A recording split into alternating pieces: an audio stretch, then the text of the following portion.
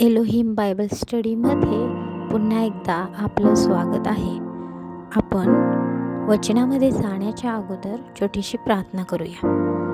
धन्यवाद प्रभू येशू, तुझ्या सर्व चांगल्या गोष्टींबद्दल. परमेश्वर दे बाप्पा, आम्ही आज तुझं वचन शिकत असताना लागणारे ज्ञान आणि बुद्धी तू आम्हाला दे आणि तुझ्या भयात आणि तुझ्या वचनात आम्हाला चालव अशी प्रार्थना करते. येशूच्या नावात मागते म्हणून तू ऐक. आमेन. तर आज आपण शिकणार आहोत अध्याय 3 मानवाचे पतन म्हणजे मानवाने केलेले पाप. तर अध्याय 3 मध्ये परमेश्वर देवाने जे सर्व वनचर प्राणी बनविले होते त्यामध्ये साप फार धूर्त होता. तो स्त्रीला म्हणाला, बागेतील कोणत्याही झाडाचे फळ खाऊ नये असे देवाने तुम्हाला सांगितले आहे काय? स्त्री त्या सापाला म्हणाली, बागेतील झाडांची सर्व फळे खाण्यास आम्हास मोकळीक आहे, परंतु बागेच्या मध्यभागी असलेल्या झाडाच्या फळाविषयी देवाने आम्हाला सांगितले आहे की ते खाऊ नका व त्यास स्पर्शही करू नका, कराल तर मराल.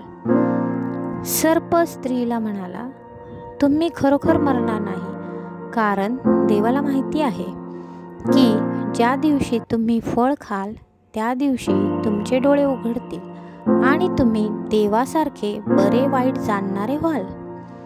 त्या झाडाचे फळ खाण्यास चांगले, दिसण्यास सुंदर आणि शहाणे करण्यास चांगले आहे असे त्या स्त्रीने पाहिले.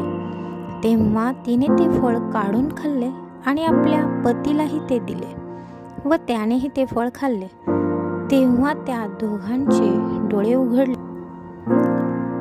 या ठिकाणी सापाच्या रूपात आलेल्या सैतानाने आदाम आणि हव्वेला बोलण्याद्वारे फसवले आणि त्यांची फसवणूक करून त्यांना ते फळ खाण्यास भाग पाडले. आपण पाहतो की अशा प्रकारे ते फळ खाऊन आदाम आणि हव्वेने पाप केले आणि देवाची आज्ञा त्यांनी मानली नाही. ह्यामुळे ह्याचा परिणाम असा झाला की देवाचे जे गौरव आदाम आणि हव्वेच्या शरीराच्या अवतीभोवती होते ते गौरव निघून गेले आणि आदाम आणि हव्वेला कळाले की आपण नग्न आहोत. तेव्हा त्यांनी अंजिराच्या झाडांची पाने शिवून स्वतःसाठी कपडे बनवले. मग शिडोप्याचा वारा सुटला आणि देव बागेत फिरू लागला. त्यावेळी देवाचा आवाज ऐकून ते दोघे घाबरले आणि झाडामागे जाऊन लपून बसले.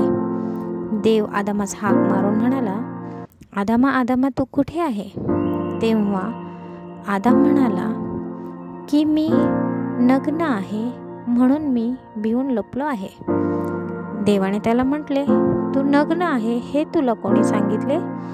ज्या झाडाचे फळ खाऊ नको अशी आज्ञा मी तुला केली होती त्या झाडाचे फळ तू खाल्ले आहे काय? आदाम म्हणाला, ज्या स्त्रीला तू माझ्या सोबतीस दिले तिने ते फळ मला दिले आणि ते मी खाल्ले. देव त्या स्त्रीला म्हणाला, तू हे काय केले? स्त्री म्हणाली, सापाने मला भुरळ घातली म्हणून मी ते खाल्ले. तेव्हा परमेश्वर देव सापाला म्हणाला, तू हे केले म्हणून सर्व ग्रामपशु वनपशु यांच्यापेक्षा तू शापग्रस्त हो. तू पोटाने चालशील आणि आयुष्यभर माती खाशील आणि तू तुझी संतती व स्त्रीची संतती यांच्यामध्ये मी वैर प्रस्थापित करेन. ती तुझे डोके फोडेल व तो तिची टाच फोडशील. देव स्त्रीला म्हणाला, मी तुझे दुःख बहुगुणित करेन. तू क्लेशाने किंवा त्रासाने मुलांस जन्म देशील, परंतु तुझा ओढा तुझ्या नवऱ्याकडे असेल व तो तुझ्यावर प्रभुत्व चालवेल. देवाने आदामासही म्हटले, तू आपल्या स्त्रीचे ऐकले, ह्यामुळे तुला भूमीचा शाप आला आहे. तू आयुष्यभर कष्ट करशील व जमिनीचा उपज खाशील, परंतु ती तुला काटे व कुसळे हे देईल.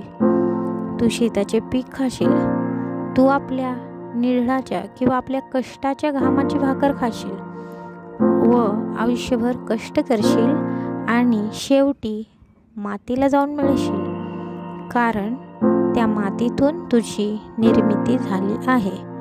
तू माती आहेस आणि पुन्हा एकदा मातीला जाऊन मिळशील. आदामाने आपल्या बायकोचे नाव हव्वा असे ठेवले, कारण ती सर्व जीवधारी प्राण्यांची माता होय. परमेश्वर देवाने आदाम व त्याची स्त्री यांच्यासाठी चमड्याचे कपडे बनवले आणि त्यास ते घातले.